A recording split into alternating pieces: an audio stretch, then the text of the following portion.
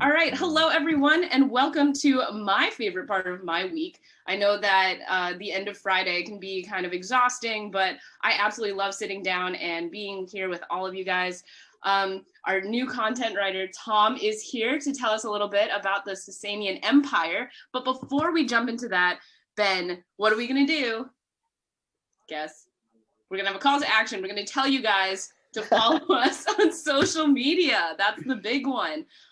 We just got off a hour and a half, 2 hour long call earlier today, all about our social media techniques. So tons of cool stuff coming down the pike. But because, as Ben has said all the time, Alfusaic is a made up word. So you can just search us at ALFUSAIC on everything, guys. We are on Ben? Pinterest, Twitter, Facebook, LinkedIn, Spotify, and I'm gonna say Pinterest again because I'm so excited about it. But and Instagram and YouTube and soon to be TikTok, friends. That's the fun announcement.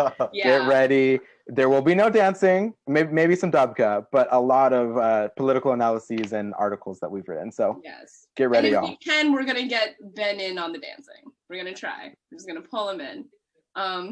We'll do it for a fundraiser, maybe. But anyways, thank you, Tom, for being here. I'm sorry for taking that detour. So I'm going to read your introduction, your first 101 words of the Sasanian Empire, and then we'll get started right away. So, anchored in modern Iran and Iraq, but also stretching into Egypt, the coast of the Arabian Peninsula, and into Central Asia, the Sasanian Empire was the last pre-Islamic Persian empire.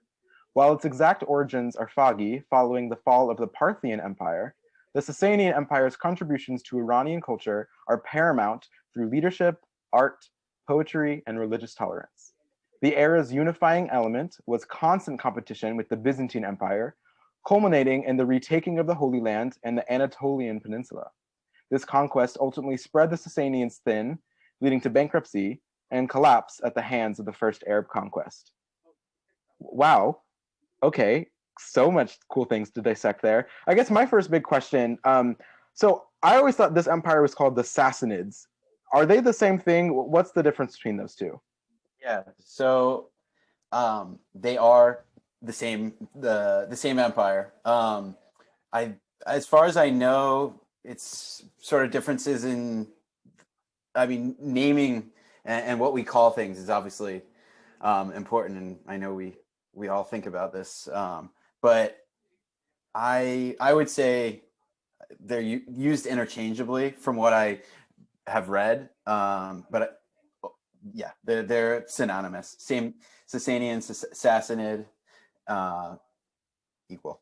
So yeah. I always got them mixed up with the Safavids, only because in my mind, when you read it, it's like Sasanian, Sassanid, Safavid. Yep. They all do start blending together. And I think, Ben, you and I, we had this conversation earlier today where we're getting really nervous about having all of the civilizations that we've talked about blend into one another. So I kind of always have to do like the one thing that each civilization was known for. So like Nabatean Petra, just automatically. Or Tulanids now, I'm like 50 years and like cool as heck. But, the 50-year like soap opera that kind of went down. Tom, what would you say, I guess, for the Sasanian Empire, what would their like one big thing be? Yeah. In terms of their one big thing, I'd say the way I've sort of simplified it for myself is they're the like in Persian culture today, they're the sort of the peak of what is thought of as an ancient Persian culture, because of a variety of things, as mentioned in the intro. So the poetry, the art, rugs, stuff like that. But also just the fact that they were the last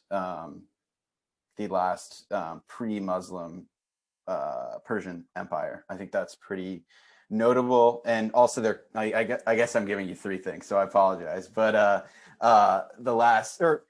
their rivalry with the Byzantines was definitely sort of a huge undercurrent throughout their history. There's so many directions we can take this, and that's super exciting. I think what I really like about your article specifically is that you mention all of these other empires, which then hop to all of the other parts of our website, but also showcases the breadth of the the Sasanians. I know that they're connected with the Parthians, which is what I'm reading as I'm chatting with you live. But the Parthians, the Byzantines, the Rashiduns, the first Islamic empire, all of it is this point in history, and that's really, really, really fascinating. What made you choose this empire when you saw all of the lists that were open? Yeah, I would say a major reason why I chose the Sasanians was the fact that I really don't know a lot about pre-modern Iranian history. I'm definitely interested in Iran, and I'm sort of wanting to further my knowledge on it in any way I can. And as we know, sort of the origins of certain phenomena today are often based in whether that's culturally, politically, socially. It's worth understanding ancient history because it shapes who we are. Sorry, I'm like looking at Ben and I really want to talk about rugs, but I don't want to be the person who's like, tell me about rugs. Do it. Let's talk about rugs. But I think that like so many people, right? You you do this shopping spree, and I'm not saying that this is what I've been doing during COVID, but you do this little thing where you go on Amazon, and you're just kind of like, ooh, I'm in like a boho mood. Like, what am I gonna look up? And everybody just immediately goes like Persian rug. And I think that I don't know, it makes me so like I laugh at it every single time because it's just kind of like it harkens back to this very ancient civilization that like has obviously nothing to do with like the boho theme of today. But I definitely want to hear a little bit more about like where did that art come from, and like what really kind of drove that, I don't know, inspiration for the civilization. So specifically rugs or art in general, are you kind of in terms of rugs, what the biggest sort of my biggest takeaway that I thought was really, really cool was the fact that on the Gulf, that was sort of where silk, I guess silk farming originated in Iran, and I believe it was during the Sasanian Empire or era, and they were brought from China. So that's a major. I think that was a really interesting thing I learned as well. Was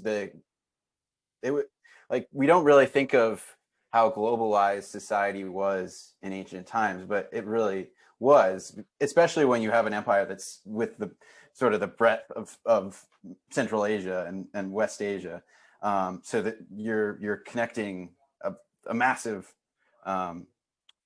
continent, and the Chinese brought silkworms to Iran during this period, and the silk trade and the silk, specifically silk rugs, really originated in the era. And I think just a reason we do that Googling or Amazon surfing is just the reason I don't own a Persian rug, but I certainly would like to at some point in my life.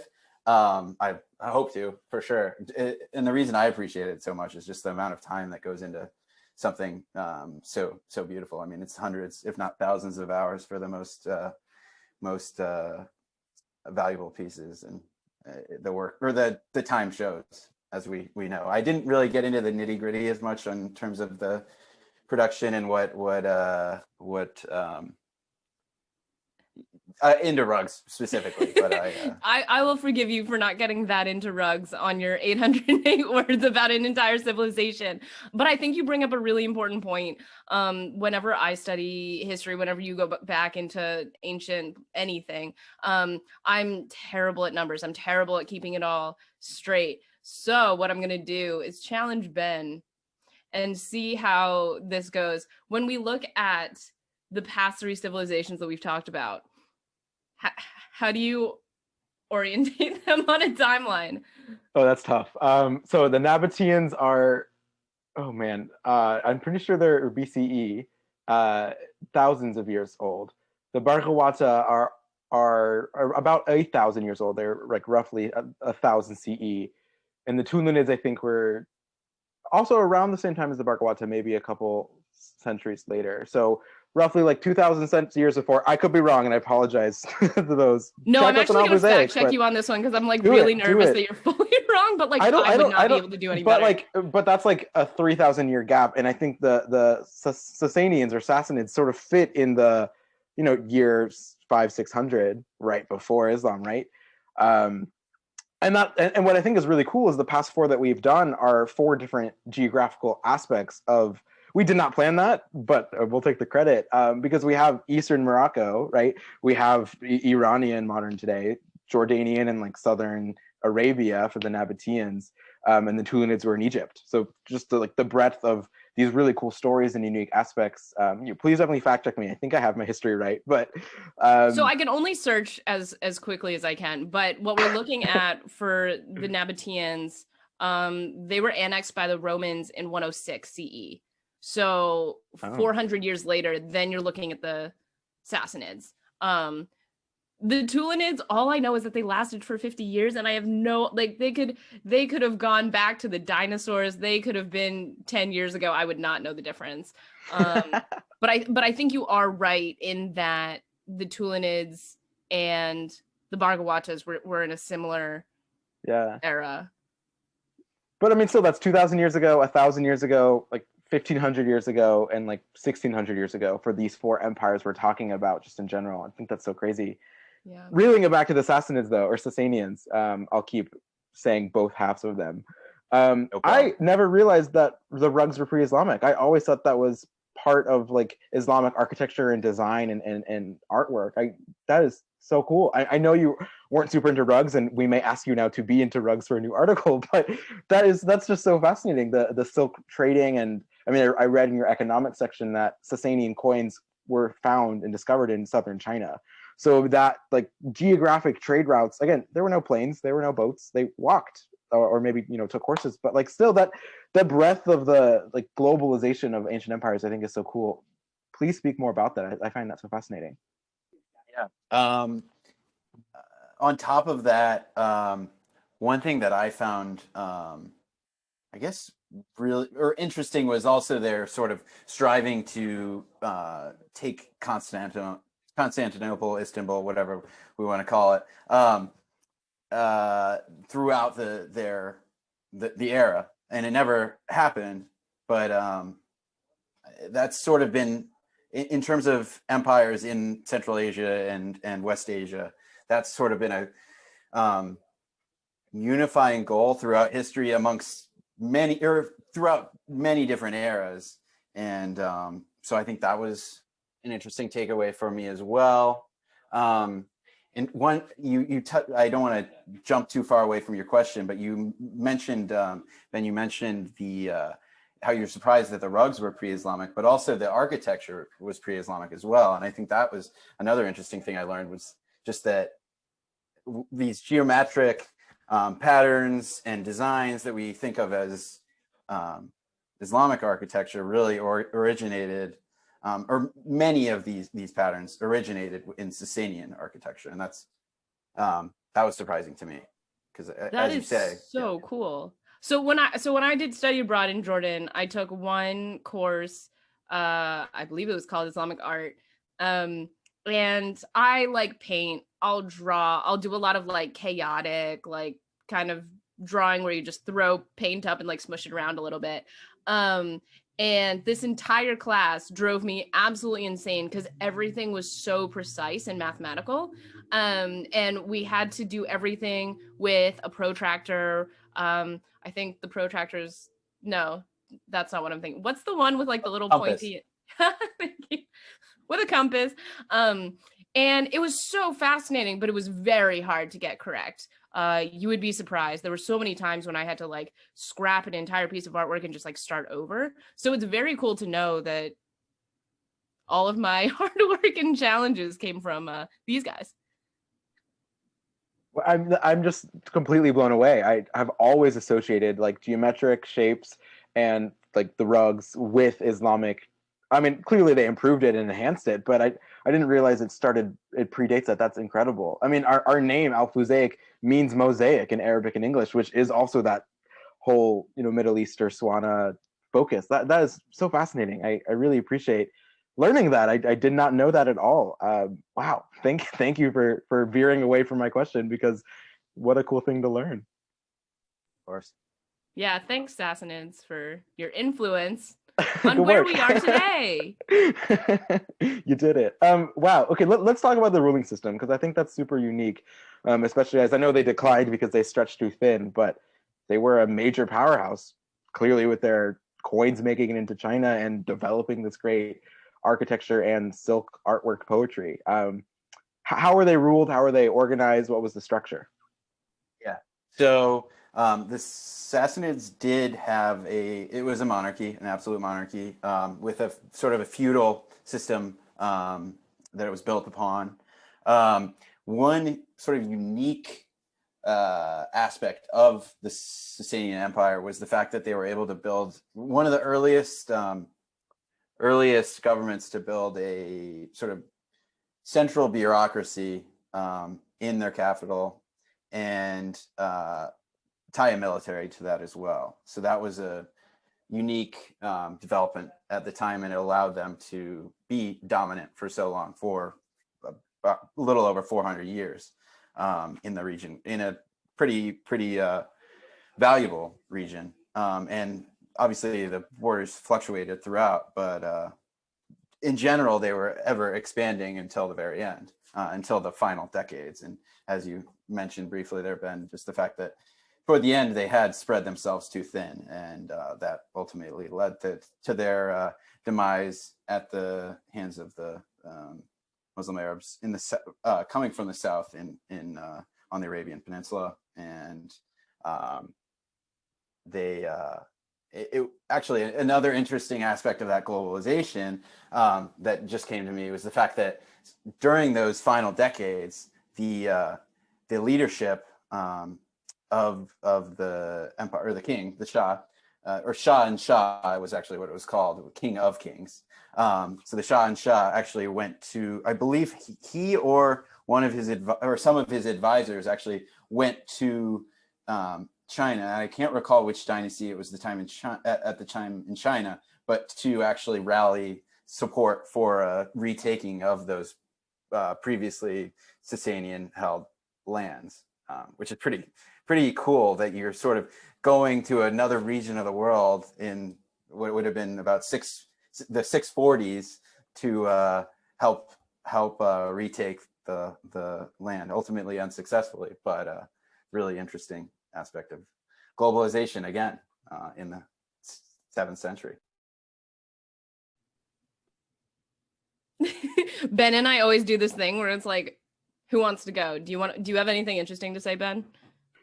Not really, just this is so cool. I'm just continuing to read over all of these sections. I'm not going to try to pronounce the name of the actual capital. It's basically Baghdad now, but it's a very cool looking word. Check out our website to read it and tell me your pronunciation, everyone. Throw it out at us. Cteshiphon. I don't know how to put a C and a T sound together, but I think it's Cha. I think CT is Cha. So find it on the website and let us know. All three of us together. Yeah. But man, I did not realize that this empire was so internationally or globally connected.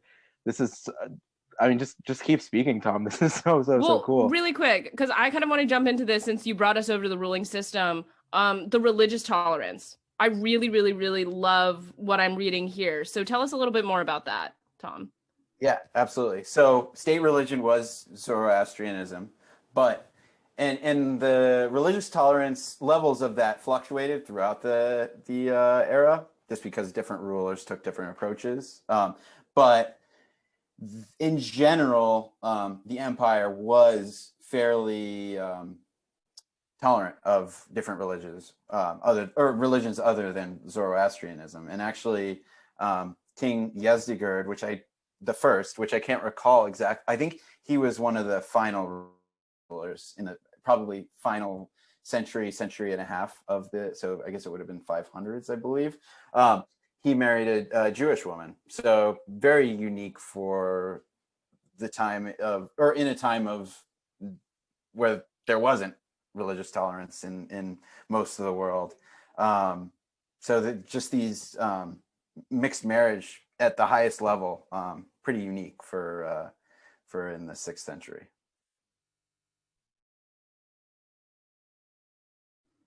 Stop making stop making faces at me, Ben. I asked the last question, so you asked the next one. Isn't that the unspoken rule? I thought technically I asked about religious tolerance. I don't know if that counts for anything. Well, then I'll jump in. That's super incredible.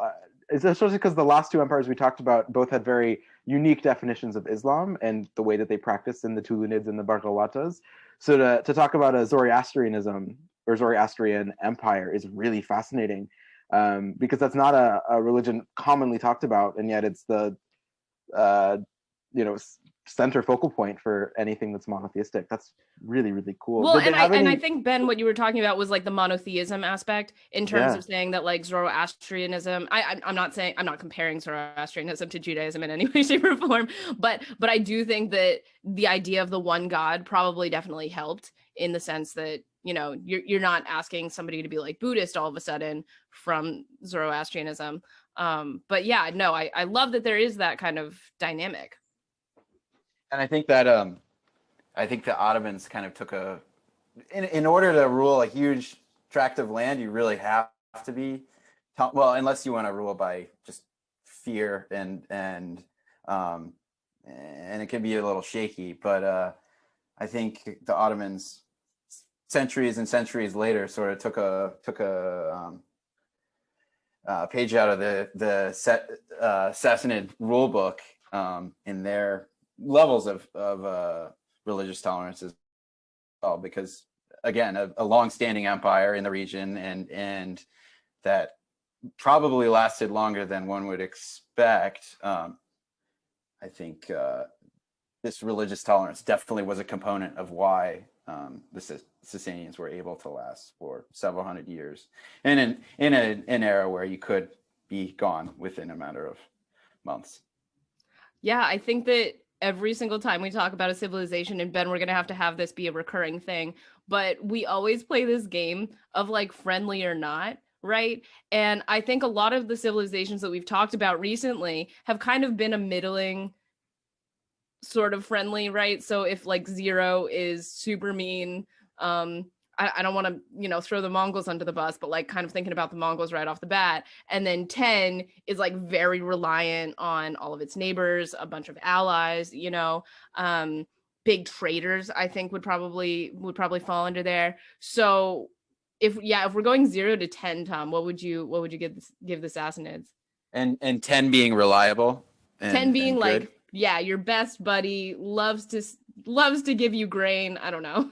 Yeah. Loves to share Persian rugs. I'd be willing. I mean, based on what I know, I'd be willing to say 7 or 8. I think, which I think is very high. I guess compared to other empires of the era or pre-modern era. I think, especially that so many of them end so violently, or like military incursions. I mean, they definitely conquested and gained lands, but to still call them an 8, I think that's probably might be one of the highest numbers of any of these empires. I might venture to say that's really cool. Well, then, Ben, the question is again giving you the pop quiz of the night, and I'm so sorry that you keep getting all the pop quizzes. But so for the Nabateans, I would probably give them a 5. Yeah, 5 or 6. Yeah, because like they 5 or 6, because they were definitely traders. They definitely did a lot of that, but there were lots of like border skirmishes. They PO'd a lot of neighbors sometimes. For sure. And then they ended because, they weren't doing so hot on the war. They're on the wrong side of the final war. Yeah, exactly. Wrong side of the final war. Yeah. Got to pick your sides correctly. Where would you put the Bargawatas and the Tulunids? I mean, the Tulunids probably, I would say like a 3 or 4, because they broke away as an incursion to start their own fun thing, and then had the marriage wedding that ruined their empire, and then just kind of dissolved because they lost all their money. So they kind of like seceded in a way, I feel like. So I would 3, maybe 2 or 3. Bargawata, I don't know. I think they're really unique. They lasted 1,000 years, which is probably one of the longest modern era. They're all CE, all Islamic empires out there, probably due to their geography being all the way in Morocco and only really touching the Idrisids, which was another Moroccan empire. I don't know. I think maybe a 5 or a 6 as well. Maybe for the Barkawata. They were big traders and existed for such a long time. Yeah, I might even throw in a 7 there. Ooh. Only because I mean, well, no, actually that's probably incorrect because they did have a pretty strong cavalry. We did talk about that last week. For sure. Yeah. I like this so for game. everybody in the call right now, if you guys are like missing out on all of these references, go back, go to our podcast, go to our YouTube channel. We have all of these up. We have an absolutely fun time. I feel like last call we kind of had a thesis defense and that got very intense by the end of it. We just kept throwing questions out, but we have so much fun here learning about all these civilizations. And so for me, myself, I love challenging Ben. It's a twofold issue, right? Like I love making him squirm on live TV for everybody, but I also for myself like need to go back and remind myself for like literally everything we've talked about, because it is very easy for a lot of these civilizations to kind of blend together when you're talking about so many week after week. But I mean, we're having so much fun. Yeah, this is boss. We will definitely have friendly or not friendly, I guess will be the name of this metric for all future writers. So those listening and our content writers specifically, get ready because we will ask you that question. But to wrap up, Tom, any final cool pieces of information we should know about the Sasanians? I think, I'm sorry, I don't have something prepared. You shared so much already. Don't worry. I'm just curious if there's anything else to add. Because we've gone through so much. We've run through religion. We've run through politics. Modern influence is pretty strong. You know. Oh, one thing I did want to say I forgot to mention it in the religious tolerance section, and I have my piece pulled up here, and I just noticed it as I was finishing up. Is that the Talmud was compiled in the region during the because the Holy Land was controlled by the Byzantines at the time. They had to compile it in Persian territory because they weren't able to be in the Holy Land at the time. The Jews weren't able to be in the Holy Land at the time, so it was compiled in Persia, or large sections of it. So I think that's again just indicative of the religious tolerance and that led to the sort of staying power, even though it's several hundred years is a long time. So. Wow. I'm assuming the language was like ancient Persian in the Sasanian Empire, right? Because the Talmud was written entirely in Hebrew. So I'm curious if there's like any linguistic. Yeah. I wonder if there were translations, I'm not sure, but I wonder if there were translations or if the language carried over. Well, I have 4 articles that I want you to write for Alphusaic now. So rugs being the first and foremost, but linguistic overlaps and 3 articles on rugs and 1 article on language is actually what he's trying to say. It is. I'm going to be blunt. Yeah, for sure. That is so cool. Thank you again, Tom, for all of this incredible research. I learned so much from this empire that I was just so excited to expand my own Minaswana research on, and I can't wait to read your 4 different rug. I upped it now. 4 different rug articles out there. All scheduled. All due tomorrow. 100%. Yeah, please. 800 words each. No, just kidding. But yeah, this is such an incredible conversation. I really appreciate you taking the time, but also doing this great research. This is one of the many incredible empires we have on our website. The Sasanians or Sassanids, however you know them, are on our site. But thank you again, Tom, for being here. Thank you to all of our listeners for playing friendly or not friendly, but also learning about the very incredible impacts of this empire on today.